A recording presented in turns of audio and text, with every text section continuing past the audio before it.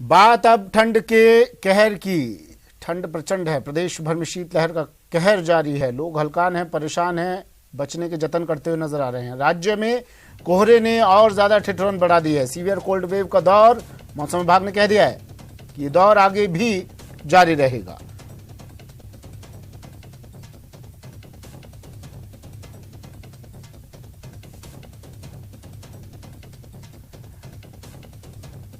तो सर्दी के कारण लोग परेशान, अलाव का सहारा, गर्म पेय पदार्थों का सहारा लेते नजर आ रहे हैं। कोहरे ने तो और ज़्यादा मुश्किल लोगों की बढ़ा दी है। न सिर्फ आम जनजीवन प्रभावित हुआ है, बुरी तरह से ट्रैफिक पर भी इस कोहरे का असर पड़ा है। हादसे लगातार बढ़ रहे हैं। चूरू, सीकर, हनुमानगढ़ और अलवर में शीतलहर दर्ज की गई और कई जगहों पर तो पारा माइनस में चला गया है।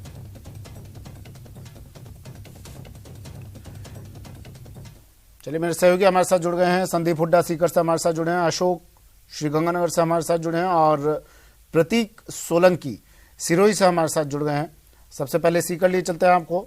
संदीप हुड्डा जुड़ गए हमारे साथ सीकर से और सीकर जाने का एक खास मकसद ये भी है क्योंकि प्रदेश भर में अगर सबसे कहीं ज्यादा ठंड पड़ती है, सर्दी का असर देखा जाता है तो शेखावटी अंचल में दिखाई देता है। और संदीप ज्यादा बेहतर तरीके से बता पाएंगे कि इस वक्त टेम्परेचर क्या कह रहा है, वहां का लोग किस तरह से इस हाड़ कंपाती सर्दी से बचने के जतन करते हुए नजर आ रहे हैं। संदीप,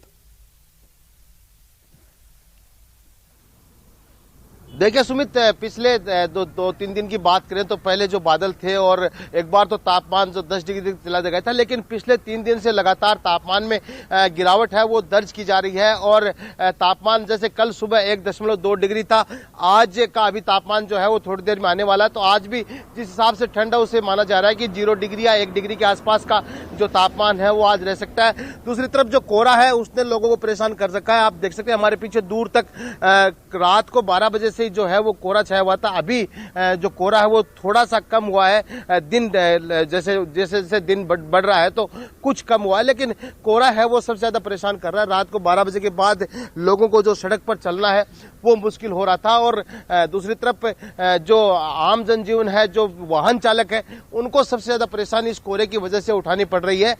और जो तापमान की अगर बात की जाए तो जिस तरह से गिरावट हो रही है उसके हिसाब से हमारा जो फतेहपुर मौसम केंद्र है वहां के जो विशेषज्ञ हैं उनका यह कहना है कि अब चूंकि दिसंबर में तापमान केवल 2 ही दिन माइनस में गया था, इस बार ज्यादा दिन तापमान माइनस में नहीं रहा, तो जनवरी में इसका ज्यादा असर देखने को मिल सकता है। और जिस तरह से पिछले 2-3 दिन से तापमान में गिरावट हुई है उससे देखते हुए माना जा सकता है कि आज या कल 1-2 दिन में जो तापमान है वो और नीचे जाएगा और पारा है वो जमाव बिंदु से रहेगा। तो कहीं ना कहीं अब जो अगले जो मकर संक्रांति तक का, क्योंकि मकर संक्रांति के बाद जो समय होता है उसमें ठंड का असर धीरे धीरे कम होना शुरू कर देता है। मकर संक्रांति तक ये माना जाता है कि ठंड प्रचंड रहेगी। तो अब जो ये अगले 12-13 दिन का जो समय है उसमें माना जा सकता है कि तापमान 3 या 4 दिन माइनस में रह सकता है। जी सुमित। ठीक है, सिरोही लिए चलते हैं। प्रतीक हमारे साथ जुड़े हुए हैं सिरोही से। प्रतीक कहाँ मौजूद है आप इस वक्त? आपके पीछे कुछ लोग भी नजर आ रहे हैं। क्या कह रहा है यहाँ का टेम्परेचर और ये लोग किस तरह से बचने के जतन करते हुए नजर आ रहे हैं? और दूसरी बात कि क्या इंतजाम प्रशासन की तरफ से, खासकर उन लोगों के लिए जिनके सर पर आशियां नहीं है?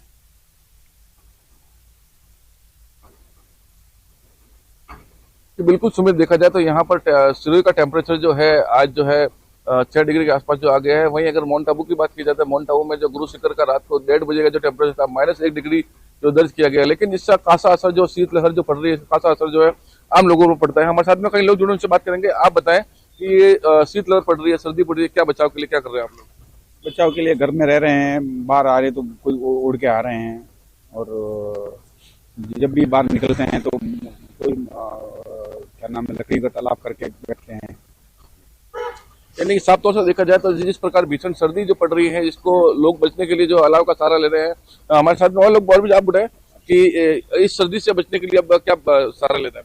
सर्दी से बचने के लिए अपन को पूरा ध्यान रखना चाहिए, विशेष तौर बच्चों का ध्यान रखना चाहिए, जिससे कि उनके अंदर सर्दी खांसी का भी प्रकोप नहीं होवे। अभी कोरोना का भी थोड़ा चल रहा है, तो विशेष तौर बच्चों पर और अपन को भी ध्यान रखना चाहिए, जिससे स्वेटर वगैरह सब पहन के चलना चाहिए। यानी कि सुमित, साफ तौर से देखा जाए तो ये भीषण सर्दी जो पड़ रही है, ये बच्चों और बूढ़ों पर जो इसका खासा असर जो पड़ने को मिल रहा है, क्योंकि मौसमी बीमारियों ने लगातार जो बच्चों और बूढ़ों को जकड़ा हुआ है। लगातार ओपीडी जो है हॉस्पिटल में बढ़ती हुई नजर आ रही है। वहीं कहीं ना कहीं देखा जाए तो अब सरकार, सिरोही का जो प्रशासन है, जो बेसहारा लोग जो बाहर जो घूमते हैं वो रेन बसेरे में जो घूमते हैं उनके लिए जो है बढ़िया सा जो रेन बसेरे में जो उपयुक्त कंबल की व्यवस्था की गई है, जिससे कोई भी जो इस भीषण सर्दी में कोई खुले इस आसमान के मौसम में नीचे न प्रतीक सो और अमूमन जगह-जगह हर बार माउंट आबू से एक तस्वीर सामने आती है, जो काफी प्रचलित तस्वीर है। लोग भेजा करते हैं मीडिया वालों को तस्वीर, अपनी कार पर से बर्फ को हटाते हुए वो तस्वीर भेजते हैं और काफी प्रचलित तस्वीर है। लेकिन क्या इस बार भी उस तरह का ही मौसम माउंट आबू में दिखाई दे रहा है, उसी तरह का सर्दी के तेवर दिखाई दे रहे हैं वहां पर? बिल्कुल सुमित, अगर माउंट आबू की बात की जाए तो माउंट आबू में जो पारा जो है जमाव बिंदु पर है, वहां पर आज सुबह देखा जाए तो मैदानी व गाड़ियों जो पार्किंग में जो गाड़ियां खड़ी रहती है वहां पर ओस की बूंदे जमने के कारण जो है वहां पर गाड़ियों के ऊपर जो है बर्फ की परत जो है यानी कि देखी जाती है। साथ में पर्यटकों के बारे में भी जोड़ दीजिएगा। पर्यटक जो है जमकर इस मौसम का आनंद उठाते हैं, क्योंकि हाँ जी बिल्कुल, यानी कि देखा जाए तो सुमित, यानी कि पर्यटक जो है इस माउंट आबू की सर्दी की बात की जाए तो एक तरफ तो लोग जो घर में दुबक कर रहते हैं, लेकिन माउंट आबू में पर्यटक इस गुलाबी सर्दी का आनंद लेने के लिए दूर दराज से आते हुए नजर आ रहे हैं, क्योंकि 31 को मनाने के लिए भी जो है भारी तादाद में माउंट आबू का रुख किया था। लेकिन लगातार जैसे जैसे माउंट आबू में सर्दी बढ़ रही है, उसी तरह जो पर्यटकों का रुझान भी जो है माउंट आबू की ओर जो है खासा प्रभावित होता हुआ नजर आ रहा है, क्योंकि इस भीषण सर्दी में जो है माउंट आबू की वादियां जो है गुल से गुलजार हो जाती है और इन वादियों का लुत्फ उठाने के लिए जो है पर्यटक जो है जमकर इस मौसम का आनंद लेने के लिए जो नक्की झील, ओरिया, गुरु शिखर, सनसेट पॉइंट और जो कई जगह जो है देखे जाते हैं। और लगातार जो नक्की झील में जो है यानी कि एकदम जो जमा बिंदु पर तापमान रहता है, वहां पर भी जो है पर्यटक नौका विहार करते हुए नजर आते हैं। पर्यटकों का साफ तौर से कहना है कि जिस प्रकार गुलाबी सर्दी का आनंद लेने के लिए ही माउंट आबू आया जाता है और इस बचाव के लिए भी और इसको सर्दी का लुत्फ उठाने के लिए जो है गर्म गर्म व्यंजनों का जो है इसका प्रयोग किया जाता है। और लगातार जो माउंट आबू में अगर बात की जाए तो हिल स्टेशन होने के कारण भी जो है लगातार यहाँ पर जो दिन में 3 बार जो टेम्परेचर अप और डाउन होता है और उसका मौसम लगातार जो अरावली की वादियां जो है उनका लुत्फ उठाने के लिए जो है यहाँ पर अरावली की वादियों की गोद में जो है पर्यटक आ जा रहे हैं। सुमित जी, बिल्कुल सर्दी के मौसम में देखिए हर तबके की बात आप कर लीजिए, लेकिन अगर खेती की, किसानों की बात ना की जाए तो थोड़ा अधूरापन महसूस होता है। और इस बात को करने के लिए, इस चर्चा को करने के लिए अशोक से बेहतर नहीं होगा कोई। अशोक लगातार किसानों के संपर्क में रहते हैं। अशोक, कितना असर इस टेम्परेचर का, गिरते हुए पारे का खेती पर, किसानों पर और वहां के आम रहवासियों पर?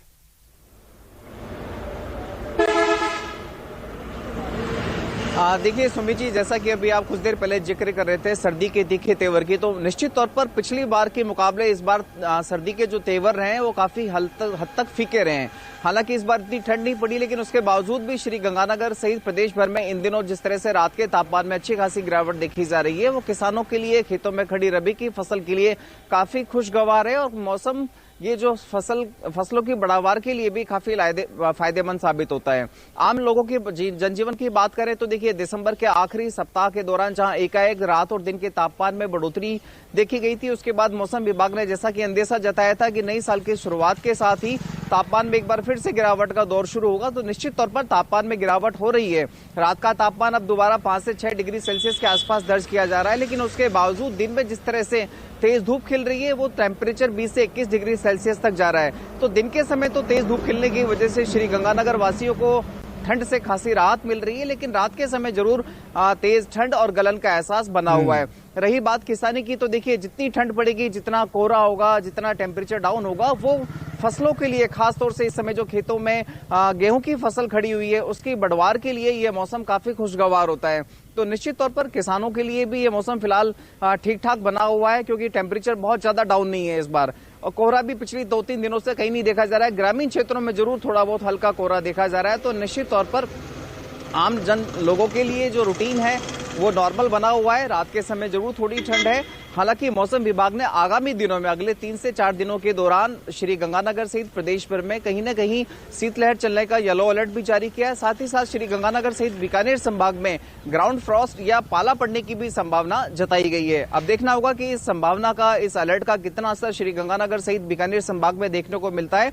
फिलहाल श्री गंगानगर का मौसम साफ है। मैं अपने दर्शकों को यदि यहाँ का मौसम की तस्वीरें दिखाऊं तो देखिए, पूरी तरह से ये श्री गंगानगर का आसमान है। हालांकि हल्का कोहरा दिखाई दे रहा है, लेकिन ये कोहरा बहुत मामूली है ग्रामीण क्षेत्रों में जरूर हम थोड़ा कोहरा कह सकते हैं। बाकी मौसम पूरी तरह से साफ है। टेम्परेचर भी रात के समय जरूर थोड़ा सा गिर रहा है, अदरवाइज टेम्परेचर भी बहुत ज्यादा नहीं गिर रहा है। तो निश्चित तौर पर पिछले साल के मुकाबले इस बार सर्दी के तेवर कहीं न कहीं फीके हैं। जी, जब इस तरह का मौसम बदलता है, जब सर्दी के तीखे तेवर होते हैं, तो मौसमी बीमारियां भी इस मौसम साथ में लेकर आता है। चिकित्सा विभाग की तरफ से क्या कुछ एहतियातन दिशा निर्देश दिए जा रहे हैं? किस तरह की तैयारियां विभाग द्वारा की गई हैं और वहां से क्या तस्वीरें आ रही हैं?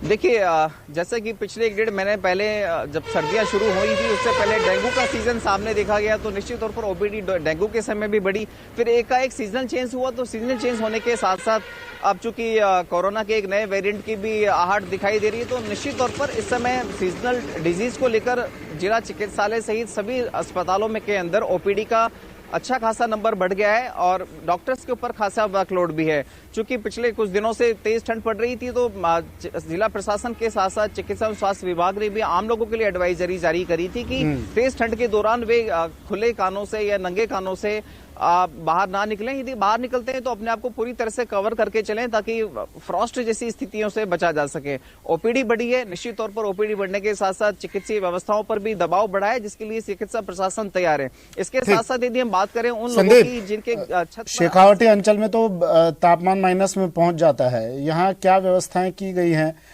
और क्या कुछ एहतियातन दिशा निर्देश दिए गए हैं चिकित्सा विभाग द्वारा? रैन बसेरे भी अमूमन स्थापित कर दिए जाते हैं सड़क किनारे, क्या इस तरह की भी तस्वीरें आ रही हैं? टेम्परेचर क्या कह रहा है ये भी बताइएगा संदीप। देखिए बिल्कुल सुमित, जो जिला मुख्यालय, हाँ बिल्कुल, देखिए जो टेम्परेचर अभी आज का जो टेम्परेचर है वो अभी 7:30 के आसपास आता है, तो अभी 7:30 बजने के बाद में आता है, तो अभी थोड़ी देर बाद टेम्परेचर आएगा। लेकिन जिस तरह से गिरावट हो रही है, तो आज जिस तरह से अभी ठंड हमें जो महसूस हो रही है, उससे देखते हुए माना जा सकता है कि पारा कहीं ना कहीं जमाव बिंदु के आसपास है, 1-2 डिग्री के आसपास हो सकता है या माइनस में भी हो सकता है। दूसरी तरफ रैन बसेरे की अगर आप बात कर रहे थे, तो रैन बसेरे जिला मुख्यालय पर रैन बसेरे शुरू किए गए। इसके साथ साथ जहां जहां नगर पालिकाएं हैं, वहां नगर पालिकाओं के सहयोग से भी रैन बसेरे हैं वो शुरू किए गए। लेकिन सबसे ज्यादा दिक्कत वहां हो रही है जहां पर नगर पालिकाएं या। शुक्रिया संदीप तमाम जानकारी के लिए, तस्वीरें दिखाने के लिए। अशोक